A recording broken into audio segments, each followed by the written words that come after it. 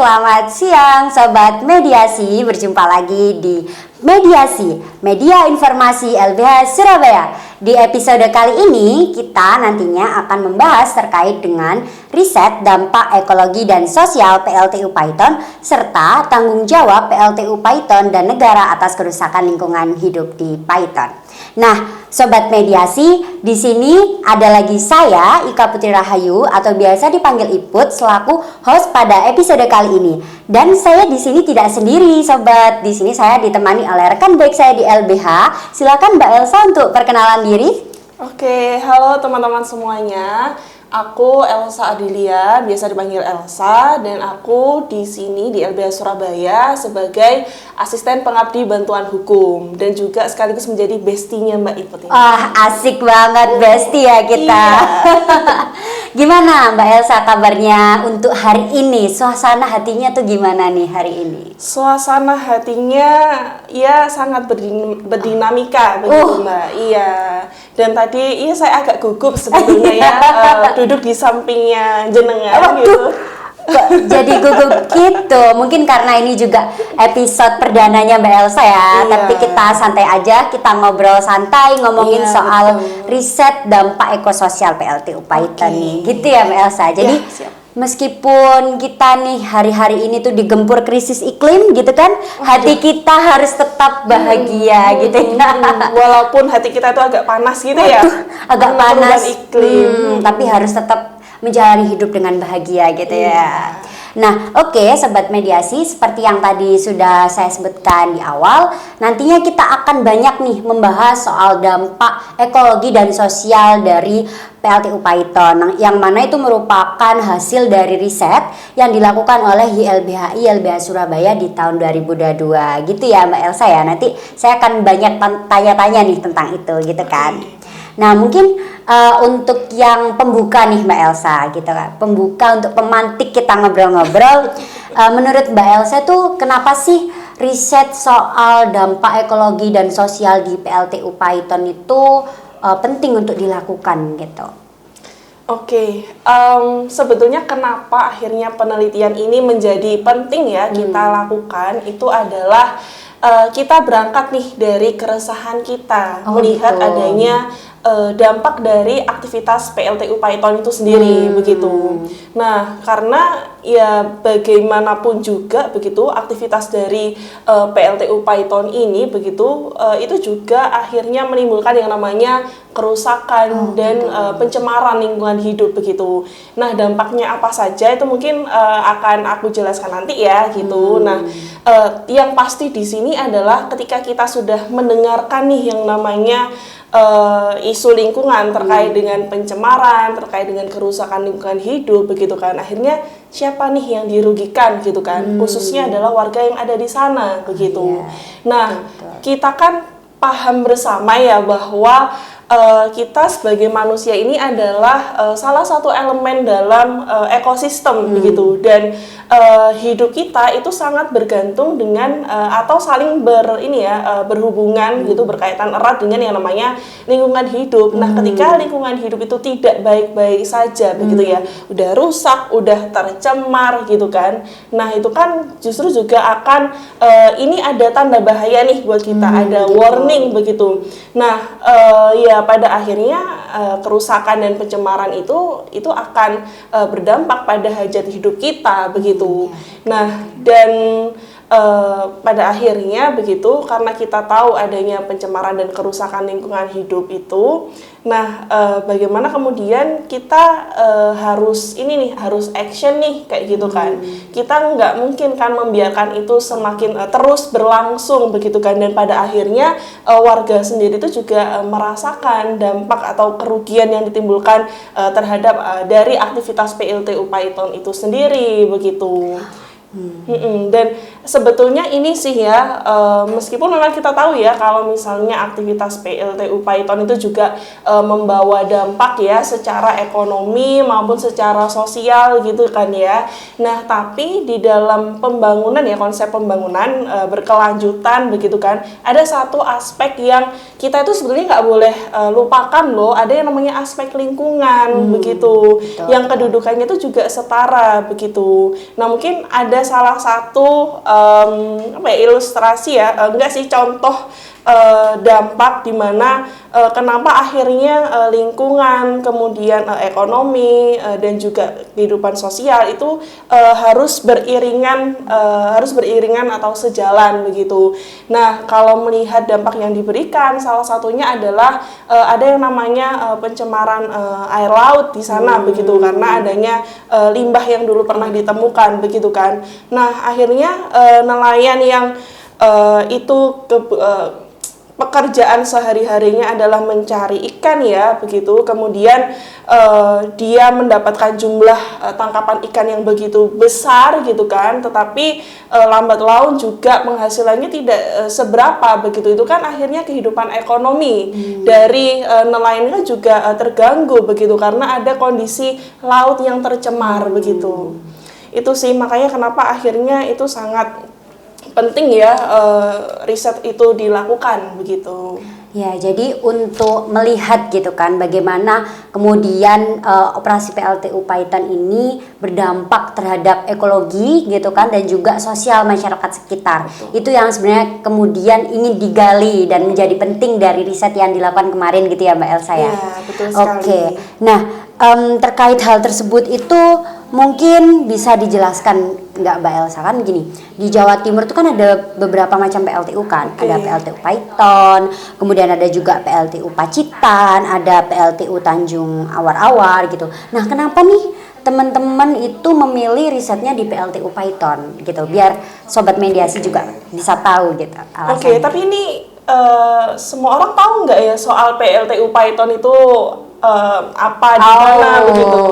Kira-kira. Mungkin ya, biar kayak dapat ilustrasi para sobat mediasi di sana, bisa dijelaskan dulu kali ya Mbak Elsa ya, terkait dengan profil PLTU Python tuh apa sih gitu, lokasinya di mana gitu. Nah, nanti baru kemudian kenapa akhirnya itu dipilih gitu untuk penelitian. Ya, oke. Jadi sobat mediasi ya Ya, namanya. sobat mediasi yang sedang melihat kita nih. Nah, jadi PLTU Python ini itu adalah PLTU yang terbesar di Asia Tenggara begitu teman-teman, dan posisinya saat ini keberadaannya ada di Python Probolinggo. Memang daerahnya namanya Python begitu ya. Gitu. Iya, di Probolinggo begitu. Jadi ya perbatasan Situbondo lah kalau teman-teman nanti mencoba ke sana begitu. Dan PLTU Python ini dia itu menghasilkan listrik yang ini ya, besarnya itu mencapai, kalau di total ya teman-teman, itu sekitar 4.700 megawatt kayak gitu. Oh, besar juga ya. Memang kebutuhan listrik yang besar di situ. Dan kemudian untuk PLTU Python sendiri itu sebetulnya pengoperasiannya itu dia dipecah menjadi 9. Ada 9 unit. 9 unit? Iya, karena kita kalau ke sana itu kita akan melihat beberapa cerobong asap begitu. Iya. Dan ya banyak, karena juga itu menunjukkan bahwa ada unit-unit tersendiri begitu di sana. Nah, terhadap 9 unit ini itu pun juga tidak hanya dioperasikan oleh satu perusahaan saja begitu. Ada beberapa perusahaan begitu, dan juga dikelola oleh PLN. Oh, PLN juga ya. Iya, PLN juga melakukan pengelolaan di sana begitu. Dan keberadaannya di sana begitu, dari 9 unit PLTU di sana itu ada 4 unit ya, 4 unit yang itu sudah kita dapat katakan sudah sepuh gitu. Oh gitu, sudah sepuh gitu ya. Karena usianya itu adalah hampir mencapai 30 tahun. Wow, lebih lama dari usia kita nih gitu kan. Justru saat PLTU tersebut ada itu kan kita belum lahir ya. Iya, kita masih. Iya, kita kan Gen Z ya. Iya, kita Gen Z masih di alam sana ya, belum lahir gitu. Oke, nah jadi PLTU yang tua ini ada PLTU yang unit 1, unit 2, unit 7, dan unit 8 gitu. Unit 1 dan 2 ini dia lahir Itu dia tahun 1994 ya kalau cukup tidak salah tua. ingat. Kemudian yang 7 dan 8 ini dia itu 1999 begitu. Berarti bahkan PLTU-nya lahir sebelum era reformasi ya. Tadi kan udah dijelaskan nih gitu sama Mbak Elsa gitu. Kenapa kita akhirnya memilih lokasi riset di PLTU Python. Nah, kemudian mungkin saya ingin bertanya lebih lanjut ke Mbak Elsa. Sebenarnya apa sih hasil penelitian teman-teman kemarin di Python terkait dengan dampak ekologi dan juga dampak sosial yang ditemukan gitu di daerah sekitar PLTU? Mungkin bisa nih Mbak Elsa ceritakan gitu ke Sobat Mediasi.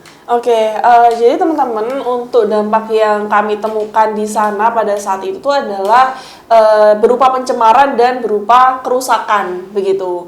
Nah, pencemaran itu dia baik di ini ya di perairan atau di laut gitu kan, karena memang posisi PLTU-nya itu kan di ini ya di pinggir laut di pinggir begitu. laut, ya. Dan juga ada namanya pencemaran udara begitu. Nah, untuk pencemaran sendiri itu yang ada di perairan pada saat itu adalah pernah ditemukan ini ya pembuangan limbah pada saat itu, sehingga itu kemudian merusak terumbu karang yang ada di sana begitu. Itu kan ada kerusakan tuh di situ. Dan kemudian di perairan tersebut itu pun juga ini ya karena posisi yang itu dia PLTU di pinggir laut begitu kan, itu kan juga ada ini ya transportasi ya, maksudnya distribusi dari kapal tongkang batu bara ya sebagai bahan bakar dari PLTU itu sendiri.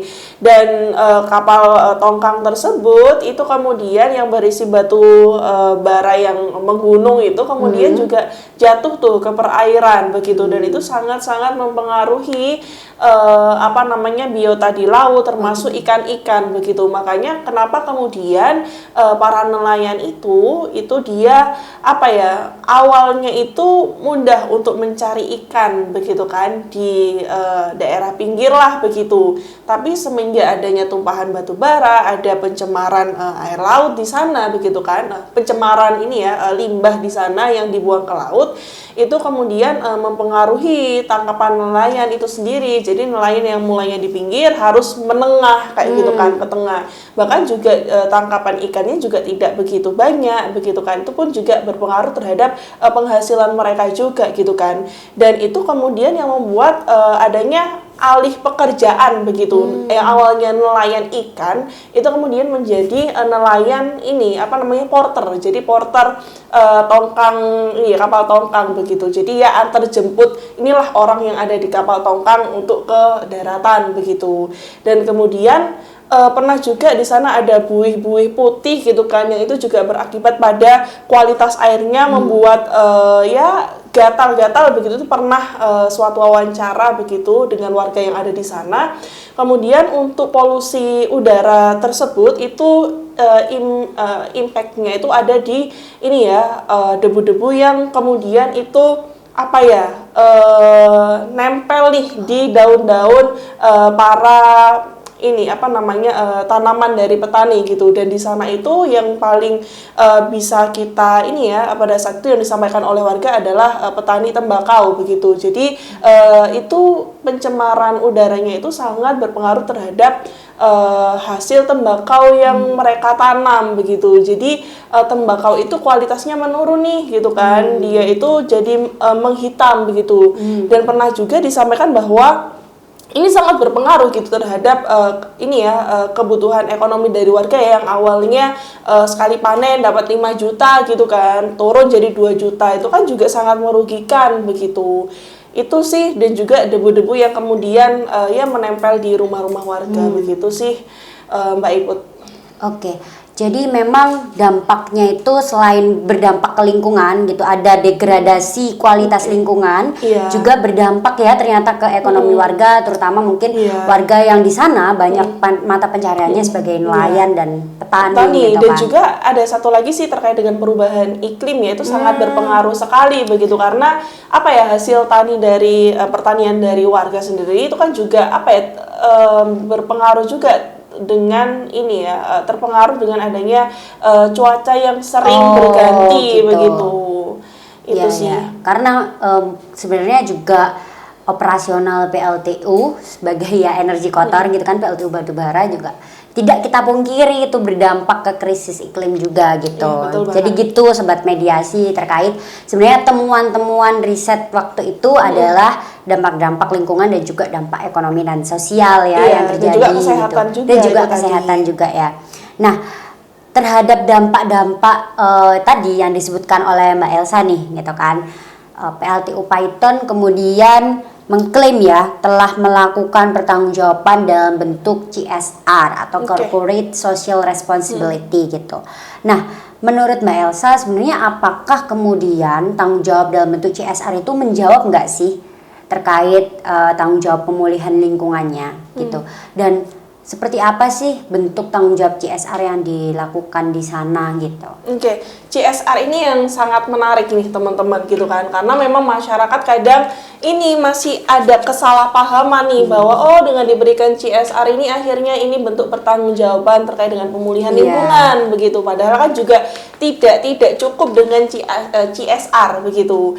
Nah sebetulnya untuk CSR sendiri ya teman-teman. Data yang kami temukan, jadi PT Python Energy sudah mengklaim dirinya memberikan CSR, yaitu berupa bantuan ini ya, misal terkait dengan lingkungan, itu ada kampanye lingkungan terkait dengan apa ya, ada workshop lingkungan lah begitu, kampanye terkait dengan sampah ecobricks gitu. Kemudian juga dari aspek kesehatan itu juga apa ya, mereka katanya sudah membantu ini ya untuk membantu masalah pada masa COVID pada saat itu gitu, dananya dialokasikan ke sana begitu. Bahkan juga untuk pembangunan sekolah, kemudian ada fasilitas umum ya kayak musola begitu. Dan ada juga warga itu yang diberikan traktor begitu, karena mungkin aktivitasnya ini ya bertani ya, kebanyakan di sana juga begitu. Nah kemudian sebetulnya oke lah CSR atau Corporate Social Responsibility atau tanggung jawab sosial lingkungan itu diberikan begitu kan. Namun di sini juga yang menjadi masalah, CSR tersebut juga tidak tepat sasaran nih gitu. Nah karena ada juga warga, salah satunya warga yang ada ini ya di desa Kota Anyar di sana, itu apa ya, kepala desanya sendiri pun mengklaim gitu bahwa mereka itu tidak dapat CSR sama sekali begitu. Justru yang mendapatkan itu adalah oknum-oknum tertentu begitu. Dan kemudian apakah CSR juga menjawab gitu kan, pertama tidak tepat sasaran gitu kan, dan juga apakah kemudian menjawab ini ya apa ya, masalah lingkungan, pencemaran dan juga kerusakan di sana, itu juga sangat tidak menjawab begitu. Jadi memang perusahaan cukup dengan memberikan CSR lalu dia lepas tangan, tidak memberikan ini ya tanggung jawab dia untuk memulihkan kembali kondisi lingkungan yang sudah tercemar atau rusak tersebut begitu. Nah ada nih satu hal yang itu perlu diperhatikan oleh perusahaan ya, utamanya begitu, itu adalah terkait dengan prinsip pencemar membayar. Oh, itu polluter pays principle ya. Mungkin teman-teman yang belajar hukum lingkungan pernah dengar juga gitu ya. Iya betul banget, polluter pays principle itu. Nah, jadi prinsip tersebut itu sebetulnya apa ya, membebankan bagi pelaku usaha gitu, atau pengusaha yang dia melakukan aktivitas yang dia itu berpotensi untuk ini ya merusak ataupun mencemari lingkungan, itu kan dia untuk apa ya, membayar namanya ya biaya untuk pemulihan fungsi lingkungan yang sudah dia rusak atau sudah dia cemari begitu. Dan itu kalau di hukum kita gitu ya di Indonesia, utamanya prinsip tersebut itu sudah ada di Undang-Undang Pengelolaan Lingkungan ini ya, Perlindungan dan Pengelolaan Lingkungan Hidup gitu, Undang-Undang 32 tahun 2009 ya. Jadi sekarang udah diubah juga dengan Undang-Undang Cipta Kerja gitu. Semuanya diubah dengan Cipta Kerja. Iya, betul. Terus gimana dan tuh? juga sebetulnya apakah akhirnya begini, apakah perusahaan itu ya atau pelaku usaha itu melakukan mengganti kerusakan itu ketika memang kerusakan itu sudah timbul, apakah pada saat itu? Tapi tidak gitu, kita tidak membaca prinsip tersebut hanya sebatas ketika timbul yang namanya kerusakan atau pencemaran begitu. Tapi prinsip tersebut itu harus ini ya, kalau kita membaca di dalam hukum nasional kita begitu kan, itu harus dimulai dari pencegahan dulu. Jadi ada upaya preventif yang itu harus dilakukan oleh perusahaan begitu. Nah, selain upaya ini ya pencegahan, itu juga ada namanya upaya penanggulangan dan juga akhirnya pemulihan begitu. Jadi 3 hal ini tuh adalah yang harus dibaca secara holistik begitu. Jadi perusahaan itu tanggung jawabnya nggak hanya pas terjadi pencemaran aja atau gitu kerusakan kan. aja gitu, tapi juga sejak awal harus sudah mampu memitigasi itu begitu. Nah, kalau misalnya kita mau membedah nih ya, mungkin aku akan ngobrol secara singkat gitu untuk mudah dipahami oleh teman-teman. Kalau misalnya pencegahan itu adalah dari aspek instrumennya, biasanya instrumen ketika melakukan aktivitas usaha tersebut. Nah, biasanya kita lewat ada kalau sekarang tuh namanya persetujuan lingkungan tuh. Oh, persetujuan lingkungan. Atau AMDAL, UKL, UPL begitu, atau kajian lingkungan hidup strategis, dan masih banyak instrumen pencegahan lainnya gitu. Dan kemudian untuk aspek ini ya penanggulangannya sendiri itu, jadi ketika memang ada tuh kerusakan dan pencemaran, maka ada kewajiban bagi pengusaha itu untuk kemudian untuk memberikan informasi nih kepada masyarakat bahwa ini ada pencemaran, ada kerusakan nih kayak gitu, dan kemudian bagaimana pengusaha ini untuk menghentikan sumber kerusakan atau pencemaran itu agar tidak semakin melebar atau merembet kemana-mana lah kayak gitu. Dan juga yang terakhir itu ada terkait dengan pemulihan ya, dan pemulihan itu memang wajib sekali dilakukan ketika memang ada pencemaran atau kerusakan lingkungan hidup itu sendiri begitu. Dan itu berupa kita menghentikan sumber dari pencemaran dan kerusakan itu, kemudian kita melakukan restorasi gitu kan, kita melakukan remediasi gitu kan, itu dan rehabilitasi sih teman-teman kayak gitu. Oke, jadi sebenarnya ngomongin soal tanggung jawab perusahaan terkait dampak ekologi gitu kan, dampak lingkungan yang terjadi itu tidak hanya sebatas CSR gitu. Jadi Betul. Ibaratnya CSR itu bukan penghapus tanggung jawab untuk memulihkan lingkungan gitu. Betul Tapi ada banget. juga selain CSR, perusahaan harus tetap nih melakukan tanggung jawab pemulihan lingkungannya, seperti yang tadi sudah dijelaskan panjang lebar juga kan oleh Mbak Elsa, seperti apa itu tidak hanya dilakukan ketika pencemaran terjadi, tapi juga harus bisa mencegah bahkan sebelum pencemaran itu terjadi. Jadi gitu sobat mediasi gitu ya, sekilas info nih gitu soal tanggung jawabnya PLTU Python selaku korporasi yang beroperasi. Kalau sudah membahas tanggung jawab korporasinya, mungkin di sini saya ingin bergeser gitu kan ke tanggung jawab negara. Oh, bukan bahasanya, tapi pembahasannya gitu ya, bergeser ke tanggung jawab negara. Memang di situ kan terlihat nih kalau mungkin secara kasat mata, hanya ada hubungan antara PLTU Python selaku perusahaan yang beroperasi dan masyarakat sekitar. Tapi sebenarnya di mana nih gitu? Ada negara tuh letak tanggung jawabnya tuh di mana gitu? Ketika di situ terjadi kerusakan lingkungan hidup atau misal dampak-dampak ekonomi terhadap warga. Nah, gimana sih sebenarnya bentuk pertanggungjawaban negara itu, Mbak Elsa? Mungkin bisa dijelaskan juga ke sobat mediasi yang udah pada kepo nih. Iya, oke.